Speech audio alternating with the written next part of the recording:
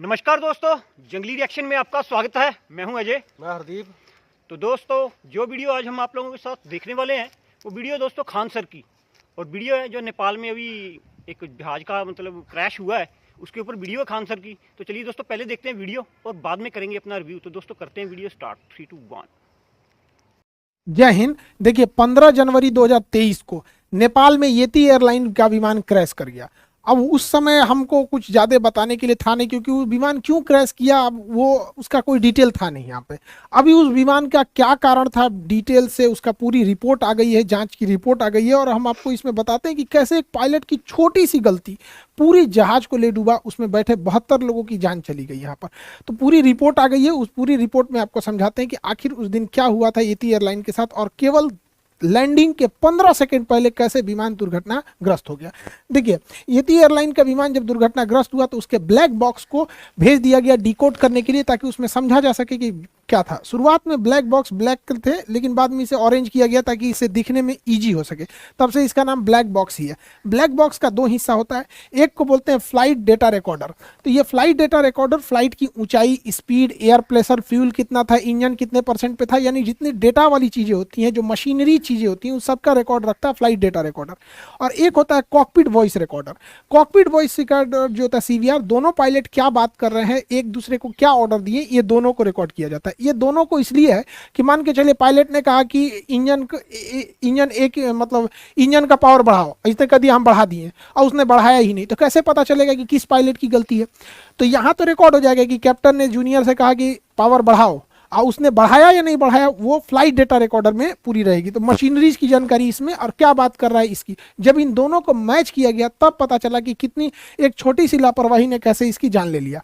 देखिए एक बार इसकी ब्रीफिंग समझते हैं। नेपाल में जो नेपाल का शहर काठमांडू नेपाल की राजधानी है। तो काठमांडू नेपाल से पोखरा जा रहा था ये जहाज। पोखरा एक पर्यटक जगह है नेपाल का, काठमांडू के बाद काफ़ी फेमस जगह है।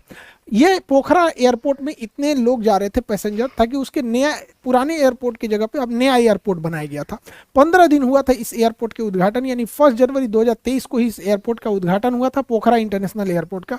15 जनवरी को ये घटना हो गई। काठमांडू से पोखरा जा रहा यह विमान महज 146 किलोमीटर की दूरी जाना था, जिसे लगभग 35 मिनट में वो ट्रेवल कर लेता। अब ये डिपेंड करता है हवाओं का डायरेक्शन किधर है। कभी हवाओं के डायरेक्शन सेम डायरेक्शन में हो जाता है तो थोड़ा दिक्कत नहीं होती है, मौसम खराब रहता है तो टाइम भी लग जाती है। ये 10:33 पर उड़ान भरता है काठमांडू से, और 10:57 पे ये पोखरा पहुंच जाता है। 15 सेकंड और ये रुक जाता तो जहाज लैंड कर जाता।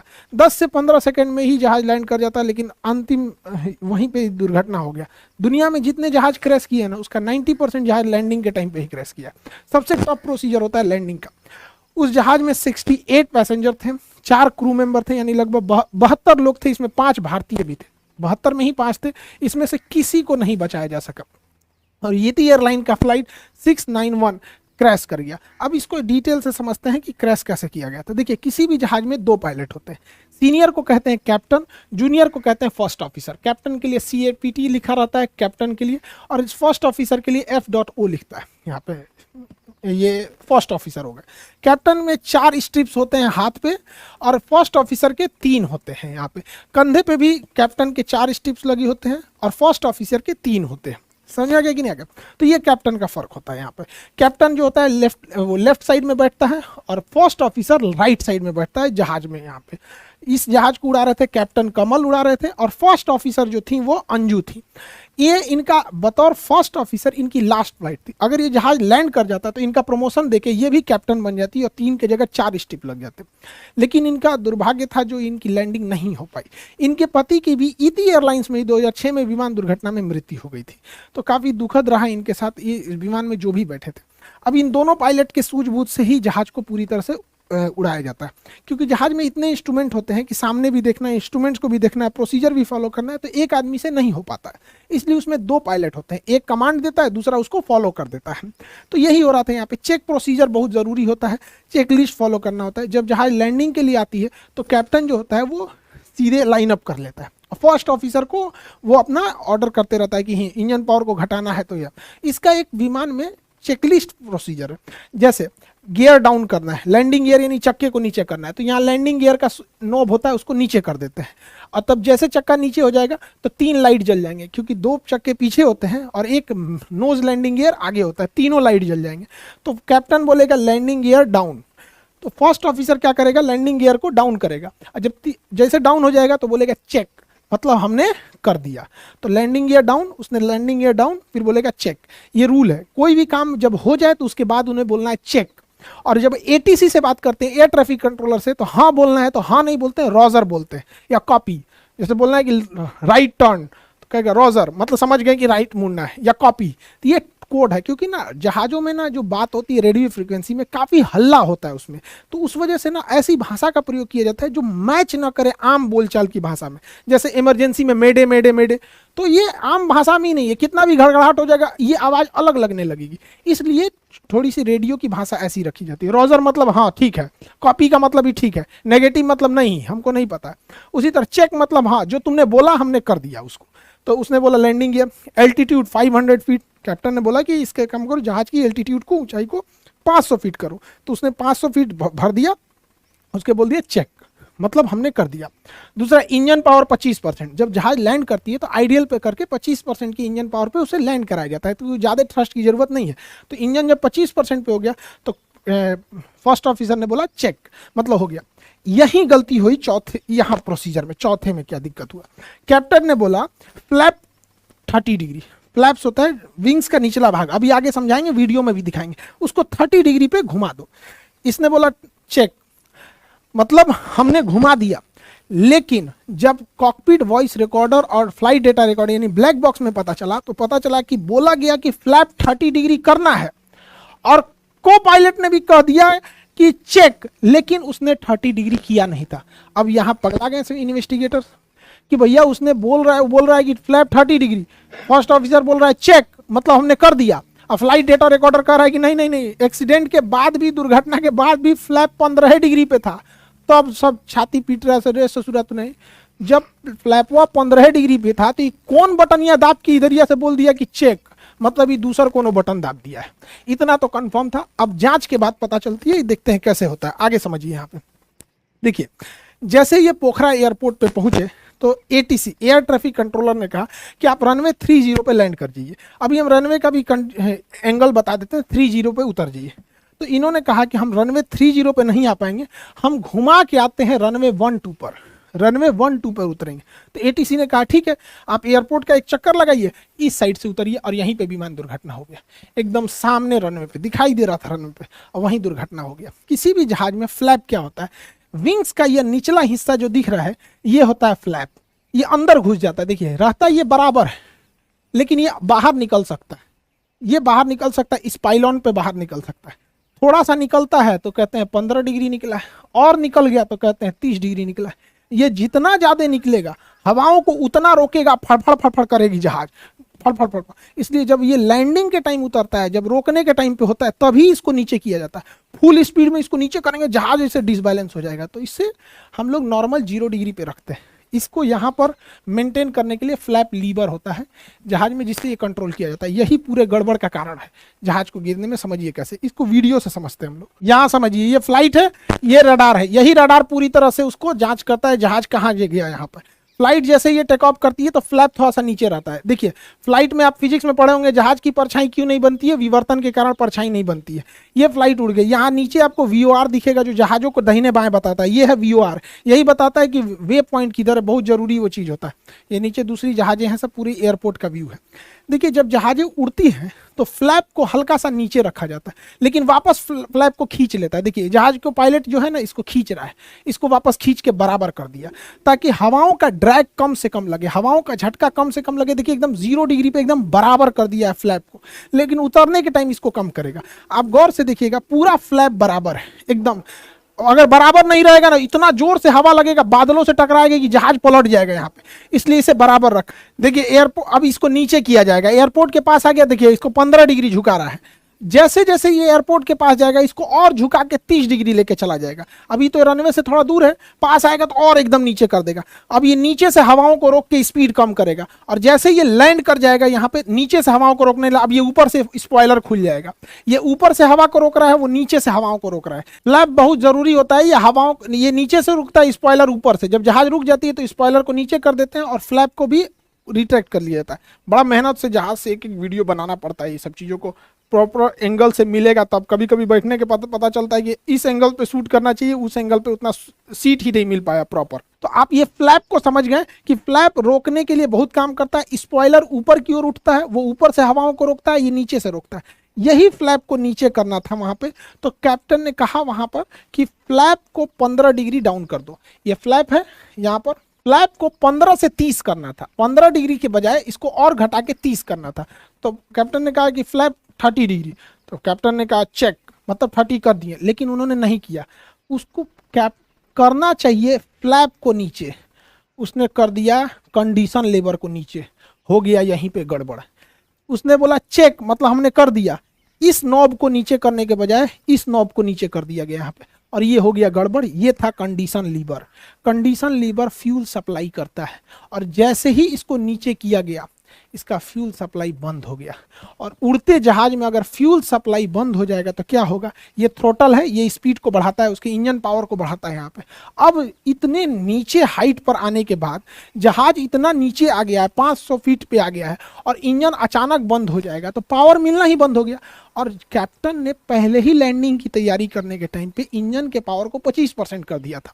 अब वो पावर हो गया 25% से 0%। अब वो डिसबैलेंस होने लगा। पायलट को समझ में नहीं आ रहा है कि हो क्यों रहा है। पायलट अपना पूरा दिमाग लगा रहा है। उसने जो कंडीशन लीवर तो हो गया 0, फ्यूल सप्लाई हो गया बंद। अब उसने क्या किया, थ्रोटल को बढ़ा दिया। थ्रोटल पावर दे रहा है इंजन में भयानक पूरा।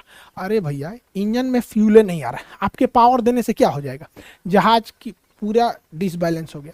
जहाज जब इंजन का पावर नहीं मिल पाता है, इंजन काम करना छोड़ देता है, उस कंडीशन को कहते हैं स्टॉल। स्टॉल अगर बहुत ज़्यादा हाइट पे होता है तो समझ में आता है, बचाया जा सकता है, लेकिन लो हाइट पे अगर स्टॉल हो गया तो बचाना बहुत मुश्किल होता है। ये 500 फीट की हाइट पे था, जब तक पायलट संभले कि एल्टीट्यूड गिरते गया और ये विमान पूरी तरह से बगल में ही रनवे से महज 15 सेकंड पहले ये विमान इस तरह से बैंक हो गया। झुक जाता है तो बैंक कहते हैं, मुड़ता है तो मुड़ना अलग होता है, बैंक मतलब होता है झुक जाना। जहाज इस तरह से बैंक हो गया, और ये इसका आखिरी वीडियो था। एक लाइव भी वीडियो इसके चलाया जा रहा था, बहुत दुखद वीडियो, जिसके बाद ये दुर्घटनाग्रस्त हो गया और प्लेन में आग लग गई। विमान दुर्घटना में ज़्यादातर जो मौत होती है वो आग लगने से होती है, क्योंकि आग इतना तेज लग जाता है, जहाज में निकलने का जगह बहुत पतला रहता है, सारे लोग झुलस जाते हैं। और इतने लोगों को उनके सपने भी, सबके अपने जीवन के सपने होते हैं, वो सब चकनाचूर हो गए एक छोटी सी गलती से। अब इसको समझते हैं पायलट से ऐसी गलती क्यों हुई। देखिए, ऐसी गलती ना हो इसलिए विमान कंपनियां जानबूझ के इस लीवर को छोटा रखती हैं, इसे बड़ा रखती हैं, ताकि पहचानने में दिक्कत ना हो फ्लैप को। दूसरा, फ्लैप अगर पीछे करना है तो इसे उठा के उसके बाद पीछे किया जाता है, जबकि कंडीशन लेबर में लॉकिंग सिस्टम अलग होता है, इसमें डबल लॉक होता है। यहाँ से पायलट को अगर कंडीशन लेबर को नीचे करना है, हो सकता है कि किसी एक इंजन में आग लग गया हो तो उस इंजन को बंद कर दिया जाता है, इसलिए इसके दोनों का अलग अलग लॉकिंग होता है। यहाँ पर अलग अलग लॉक करने के लिए होता है, इसमें अलग अलग नहीं, कॉमन होता है एक ही बार। अब पायलट को कैसे ये कंफ्यूजन हुआ कि इसको पीछे करने के पहले इसमें दोनों हाथ लगाया होगा, दोनों हाथ से ये लॉकिंग लीवर को ऊपर खींचा होगा, उसके बाद पीछे किया होगा, फिर भी उसको ध्यान नहीं आया कि लॉकिंग लीवर तो हम कंडीशन लीवर के लिए करते हैं, फ्लैप के लिए तो बस इसको उठा के पीछे किया जाता है। यहाँ पे एक यहाँ गलती हुई, मान के चलिए ये गलती हो गई तो पायलट को कोई ना कोई अलार्म तो मिलना चाहिए ना। अलार्म आखिर ये कहीं ना कहीं इंडिकेट तो होना चाहिए कि फ्यूल सप्लाई बंद हो चुकी है। तो यहाँ गड़बड़ी हो गया, ये डिस्प्ले इतना ज़्यादा होता है और इसमें फ्यूल सबसे छोटा दिखाया जाता है। ये इतने डिस्प्ले में एक होता है प्राइमरी फ्लाइट डिस्प्ले, ये होता है इसमें जहाज की एल्टीट्यूड कितनी है, उसका वर्टिकल स्पीड कितना है, स्पीड कितनी है, विंड डायरेक्शन कितना है, ये सब चीज़ें, बाहर का टेम्परेचर क्या है, ये सब इसमें दिखाता है। ये दो होता है, कैप्टन के लिए भी होता है, फ्लाइट ऑफिसर के लिए, उसे प्राइमरी फ्लाइट डिस्प्ले कहते हैं। तो ये पीएफडी डिस्प्ले होता है, इसके बगल में नेविगेशन डिस्प्ले होता है, इसमें जहाज दोनों साइड में होता है, नेविगेशन डिस्प्ले दोनों साइड में, इसमें जहाज किस डायरेक्शन में जा रहा है, उस कितना एंगल पे उड़ रहा है और आगे बादल है या नहीं, मौसम खराब है कि नहीं, ये नेविगेशन डिस्प्ले पे दिखाता है। वे पॉइंट कहाँ से दाहिने और बाएं मुड़ना है। अब इसके बीचों बीच में एक डिस्प्ले होता है जिसे कहते हैं engine status display. Engine status, इसी में फ्यूल दिखाता है। अब बताइए, इतना छोटा है इंजन स्टेटस, इसको हम बड़ा करके यहाँ जूम करते हैं। देखिए इतना बड़ा स्क्रीन है, इसमें दिखा रहा है कि जहाज का इंजन, एक नंबर इंजन 21% पे है, दूसरा भी 21% पे है। इंजन का जो धुआं निकल रहा है उसकी जो वो है आपका टेम्परेचर, उसका 459, इसका 461 डिग्री, ये टेम्परेचर दिखा रहा है। फ्यूल कहाँ दिखाता है, तो यहाँ दिखाता है कि इसमें 1453 लीटर फ्यूल है। इतना छोटे एरिया में दिखा रहा है। अब तो हम यहाँ बड़ा करके दिखा रहे हैं ना। आप सोचिए नेविगेशन डिस्प्ले में यहीं पे दिखाता है ये रहा फ्यूल। अब पायलट को उतना ध्यान नहीं जाता है यहाँ पर, इतना छोटा सा ये navigation display, engine status display. Height हम क्यों कर रहे हैं, अगर बहुत हाइट पे इंजन इंस्टॉल करता है तो पायलट बचा ले जाता है, उसको सोचने समझने की फुर्सत होती है। 30,000 फीट से जहाज नीचे आते आते 10 मिनट लग जाता है, वो अच्छा खासा समय लग जाता है उसको, क्योंकि वो फिर ग्लाइड करते हुए आता है। ये इतना नीचे था कि पायलट समझे कि गड़बड़। यही घटना अगर हाइट पे हुई रहती तो पायलट कंफर्म बचा ले आता, लेकिन बेचारा पायलट करे तो क्या करे, 500 फीट हाइट बची थी यहाँ पर। तो यहाँ पर कट हो गया, ये शो कर रहा था। दूसरा, अलार्म जब बजने लगता है ना तो T T T T T T करके 4-5 गो बजने लगता है, तो समय भी तो मिलना चाहिए। और पायलट के ऊपर प्रेशर, ये उस दिन की तीसरी फ्लाइट थी। सोचिए सुबह 10:30 बजे तक तीसरी फ्लाइट में बैठा दिया गया पायलट के ऊपर। कितना प्रेशर दिया जा रहा है एयरलाइन कंपनी के ऊपर पायलट के, कोई नहीं जानता है पायलट के ऊपर कितना प्रेशर है। दुर्घटना हुआ, सीधा ब्लेम डाल दो पायलट के ऊपर। पायलट से गलती हुई, लेकिन उसका स्ट्रेस कितना है। सुबह से ये तीसरी फ्लाइट थी पायलट के ऊपर। जहाज को लैंड कराना सबसे क्रूशियल चीज होता है। अप्रोच चार्ट मिला होता है, इसमें 5 सेक्शन होते हैं। ये आपका लेआउट होता है एयरपोर्ट का, कि एयरपोर्ट लेआउट कहाँ है। ये निचला हिस्सा होता है, ये इसमें मिनिमम्स लिखे होते हैं कि मिनिमम एल्टीट्यूड कितनी होनी चाहिए, डिसीजन हाइट कितना है कि 650 फीट की ऊंचाई पे आपको डिसीजन ले लेना है कि उतारना है कि नहीं है। रनवे विजिबिलिटी 1.5 किलोमीटर है, ये मिनिमम्स बताता है कि कम से कम इतनी चीज़ें होनी चाहिए। इसके ऊपर आपको ये वाला जो होता है ये एरिया प्रोफाइल बताता है कि इसमें इसी हिसाब से जहाज को लाना होता है। ना ज़्यादा हाइट होना चाहिए, ज़्यादा हाइट हो जाएगा तो रनवे के ऊपर गिर जाएगा, हाइट इससे कम हो गया तो पहले ही थुथुर पूछ लेगा। तो इसी के बीच में 3 डिग्री पे उतारना होता है। अब ये मैच कराना है degree by degree, height by height, कितना टफ होता है। उसके बाद ये प्लान व्यू होता है। प्लान व्यू में जहाज को ना दाहिने रखना है ना बाएं, दाहिने बाएं रखेंगे तो एन्ने उन्ने उलट जाएगा। इसके अलावे अगर मिस अप्रोच हो गया, पता चला आते आते कोहरा हो गया, नहीं दिखा, तो कहाँ भागेगा। ऐसा थोड़ी अरे कोहरा है भागो भागो, कहीं लेके घूम जाएगा, लड़ा देगा किसी और में। उसमें मिस अप्रोच का प्रॉपर पॉइंट होता है कि अगर मिस अप्रोच हो गए तो यहाँ प्रॉपर लिखा होता है कि आपको 2100 फीट तक क्लाइंब करना है, फिर टर्न लेफ्ट होना है, उसके बाद वहाँ होल्डिंग पैटर्न को फॉलो करना है, इन बाउंड आउट बाउंड। तो ये काफ़ी लंबा चौड़ा होता है, इस वजह से उनके ऊपर स्ट्रेस बहुत हो जाता है। इसके अलावे नेपाल का एक बहुत पुराना इतिहास रहा है। नेपाल में बहुत सारे दुर्घटनाएं होते हैं, जिसका एक बड़ा कारण होता है नेपाल का पहाड़ी एरिया।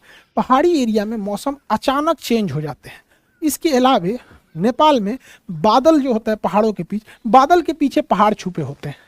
तो अमूमन पायलट को अगर बादल नहीं दिखा तो क्रॉस कर जाएगा और जाके पहाड़ में टकरा जाएगा। ऐसा ही एक बार पाकिस्तानी इंटरनेशनल एयरलाइन PIA के साथ हुई थी। काठमांडू के समय स्टेप डिसेंट के समय वो पहाड़ से टकरा गया था। तो नेपाल में ये बहुत बार होता है। हालांकि इससे बचने के लिए आगे रेडॉन एरिया में रडार लगाया गया होता है, वो इसको बता देता है। वो हम आगे नेक्स्ट वीडियो में हम जहाज का रडार कैसे काम करता है और ये किस तरह से पायलट को इन्फॉर्म करता है कि आगे बारिश हो रही है, मौसम खराब है, जहाज में टर्बुलेंस आएगा कि नहीं आएगा, पहाड़ तो नहीं है बादल के पीछे, कैसे पता चलता है, इसको नेक्स्ट वीडियो में हम आपको समझा देंगे। आगे की क्लास में आप भी देखेंगे। बिहार दरोगा का बैच है, वो बहुत जल्दी आप लोग के लिए दे दिया जाएगा पूरी तरह से कि कैसे किस किस सिलेबस को पढ़ना है। बहुत ज़्यादा दरोगा का सिलेबस नहीं रहता है, फिक्स एरिया होता है, यहीं पढ़िएगा तो उतना होगा। कोई UPSC नहीं है वो कि बहुत ज़्यादा पढ़ना है यहाँ पे। फिजिक्स और दरोगा के बैच बहुत जल्दी आ जाएंगे। आई होप आप इस टॉपिक को समझे होंगे। मिलेंगे नेक्स्ट क्लास में। जय हिंद दोस्तों, वीडियो हो चुकी है ख़त्म। और क्या मतलब बुरी खबर थी यार, बहुत दुखद भरी घटना हुई है भाई ये जो नेपाल में हुआ है।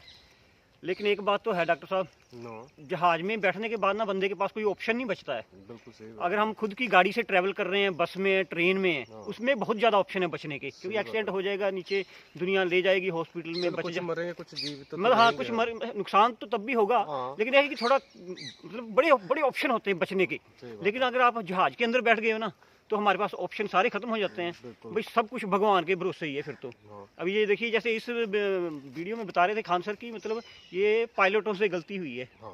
है ना। मतलब हमारे जितने भी अंदर बंदे बैठे होते हैं 100 150 200 उनकी सबकी मतलब ना कुंडली जो है पायलटों के हाथ में है। सही बात है ना। खैर नेपाल में खैर जगह तो है ऐसी मतलब कि पहाड़ी है, मौसम कभी भी चेंज हो जाता है, लेकिन यहाँ तो गलती पायलट की थी। सही बात है ना। और जो जहाँ को पायलट होता है ना, उसकी गलती थी। हाँ वो लड़की थी बेचारी और उसका पति भी पहले खत्म हो चुका है भाई उसमें। है ना। लेकिन जहाज में बैठते वक्त बहुत डर लगता है भाई, मतलब जब आप ऊपर होते हो ना, जब जब चढ़ता है और जब जहाज उतरता है, ये 2 टाइम ऐसे होते हैं ना, मतलब क्या बताऊं, मतलब जब आप जहाज के अंदर बैठोगे तभी आपको पता चलेगा। जब नीचे उतरता है ना जहाज, तो हमारी दिल की धड़कनें हैं ना जो ऑटोमेटिकली सभी की बढ़ने लग जाती हैं, पता नहीं क्या होता है। और कई बार तो हम जहाज में कई बार सफ़र करते हैं ना, तो जब ऊपर होता है जहाज के, एक बार हम सफ़र कर रहे थे तो भाई जहाज ऊपर था, तो जैसे इधर रोडवेज की बस नहीं आके वो करती, जैसे खड्डे आ जाते हैं कर कर कर कर कर कर कर ऐसे, तो ऐसे हवाई जहाज ऊपर ना 3-4 बार किया उसने। हमारी 7 घंटे की फ़्लाइट थी, तो 7 घंटे में उसने कुछ 5-6 बार ऐसे किया होगा, तो मतलब ना धड़कनें बढ़ा दी थी उसने ऊपर। क्योंकि जहाज के अंदर एक भी गलती, मतलब उसमें एक भी मिस्टेक होगी ना, एक भी अगर कोई चील वगैरह कौआ वगैरह भी आके वो उसमें इंजन के अंदर घुस जाता है ना पंखे के, तो भाई फिर हमारी मतलब क्या बताए मौत ही है फिर तो। है ना। खान सर ने वीडियो कितनी टेक्नोलॉजी से मतलब बनाई है। खान सर का समझाने का तरीका बहुत जबरदस्त है। खान सर बहुत अच्छा समझाते हैं भाई बंदों को, और हमें देखो कितनी मतलब नॉलेज वाली चीजें समझ में आ रही हैं और बड़ी आसानी से। है ना। और जब जहाज का आप देख लो, वैसे तो कोई आज तक मैंने बचा हुआ देखा ही नहीं है। जितने भी जहाज के एक्सीडेंट हुए हैं लगभग सारे ही बंदे मारे गए हैं। है ना। आप लेकिन किस्मत हो। एक मैंने देखा था, एक मूवी भी बनी हुई है, उस पिक्चर फिल्म में बनी हुई है एक, मतलब वो प्लेयर थे यूरोप के, पता नहीं कौन सी टीम के प्लेयर थे वो, उस देश के प्लेयर थे, तो उनका जहाज मतलब पहाड़ियों के ऊपर क्रैश हो जाता है। लेकिन वो ऐसे पता नहीं किस हिसाब से क्रैश होता है, लेकिन वो बच जाता है जहाज, मतलब उसका हिस्सा भी बच जाता है, क्योंकि वो बर्फ के ऊपर जाके ना, अच्छा मैंने देखी है, देखिए ना, वो बर्फ के ऊपर आके मतलब जहाज और बच जाता है, और भाई वो दुनिया मतलब सर्वाइव करती है फिर वो, मतलब 2 या 3-6 महीने बाद वो पहुंच जाते हैं। लेकिन ये है कि मतलब उसी केस में मैंने एक देखा था कि कोई बंदा बचा हो, अदरवाइज कोई बंदा नहीं बचता। आप पीछे देखो, कराची में एक हादसा हुआ था, कराची में भी एक विमान घरों मतलब रिहाइश के ऊपर गिर गया था। लेकिन वहाँ पे भी वहाँ पे तो खैर वो पाकिस्तान का जो था पायलट था ना, उसकी जो डिग्री थी वही फर्जी थी। वो तो मतलब उसकी वो भी पायलट की गलती समझ लो। लेकिन कईयों में तो पायलट की गलती होती ही नहीं है। लेकिन यह है कि वो बहुत अच्छी बात है जो इसके अंदर भाई मतलब अभी लेटेस्ट टेक्नोलॉजी जो है ना, ब्लैक बॉक्स तो शुरू से है ना। हाँ सॉरी, ये तो शुरू से ही होता है। लेकिन यह है कि मतलब ये कितना भी कोई भी बड़ा एक्सीडेंट हो जाए, लेकिन ये ब्लैक बॉक्स बच जाता है उसके बीच में से। है ना। पता नहीं कौन से मतलब उसमें एल्युमिनियम की कौन सा हो, मतलब धातु का बना होगा जो मतलब जले फटे कुछ भी हो, लेकिन उसका ब्लैक बॉक्स हमेशा बच जाता है, जिससे कि मतलब इन्वेस्टिगेटरों को बहुत आगे वो मिलता है, बहुत हेल्प मिलती है। और ये ब्लैक बॉक्स में इनको मतलब पकड़ पाए हैं ये। है ना। लेकिन ये है कि मतलब अच्छी बात है, चलो ब्लैक बॉक्स का इसका मतलब मिलना है जो है ना, ये खराब नहीं, वो खराब बोल रहा हूँ, मतलब ना ये टूटता है ना कुछ भी हो जाए, मतलब रोड भी हो जाए इसकी, लेकिन इसके अंदर जो वॉइस रिकॉर्डिंग है वो हमेशा के लिए रहेगी। है ना। और एक बात है कि जो नेपाल और एक काठमांडू वाला एरिया है ना, बहुत पहाड़ी एरिया है, और यहाँ पे मतलब बहुत होते हैं, मतलब ये तो खैर बड़ी, इसमें तो सवारी यात्री थे ना ज़्यादा, लेकिन जो छोटे जहाज नहीं होते जो पर्सनली भी लोग ज़्यादा यूज़ करते हैं, उनके भी बहुत ज़्यादा एक्सीडेंट होते हैं। हाँ, यह मौसम की वजह से होता है। जैसे हमारे भी देखो पीछे लेफ्ट अपने बिपिन रावत जी का भी हेलीकॉप्टर कैसे क्रैश हो गया था। तो मतलब ज़िंदगी और मौत, अगर आप एक बार हवाई जहाज के अंदर बैठ गए हो ना, तो भाई 24 घंटे फिर बंदा ऊपर वाले को याद करता है कि भाई नीचे उतार देना, ऊपर वाले ऊपर तो आ गए। और मेरे ख्याल से ना हर कोई जो भी आदमी हवाई जहाज के अंदर सफ़र करता है ना, तो उसके दिमाग में ये पक्का बात रहती होगी कि अगर कुछ हो गया ना तो मेरा ये लास्ट ही सफ़र होगा। खैर भगवान ऐसा कभी किसी के साथ ना करे भाई, ना ही कभी कोई हवाई एक्सीडेंट हो, हम तो यही दुआ करेंगे। और जो नेपाल के बेचारे मारे गए हैं अभी, कितने 72 लोग मारे गए हैं। है ना। भगवान इनकी हैं 5, है ना, 4-5 इंडियन भी थे। तो खैर हम तो अभी भगवान से यही आशा कर सकते हैं कि इनकी आत्मा को शांति दे। तो ठीक है दोस्तों, वीडियो तो बहुत मतलब दुखद भरी थी जो मतलब, लेकिन जो खान सर ने समझाया है वो बड़े अच्छे तरीके से समझाया है, और उम्मीद करते हैं कि आपको भी हमारे जैसे समझ आ ही गया होगा जैसे जैसे खान सर समझाते हैं। तो ठीक है दोस्तों, वीडियो को करेंगे हम यहीं पे समाप्त, और जो दोस्त नए हैं चैनल पे वो हमारे चैनल को जरूर सब्सक्राइब कीजिएगा। तो ठीक है दोस्तों, मिलेंगे इसी तरह की इंटरेस्टिंग वीडियो के साथ। तब तक अपना ख्याल रखिए। जय हिंद, जय Bharat, and thanks for watching.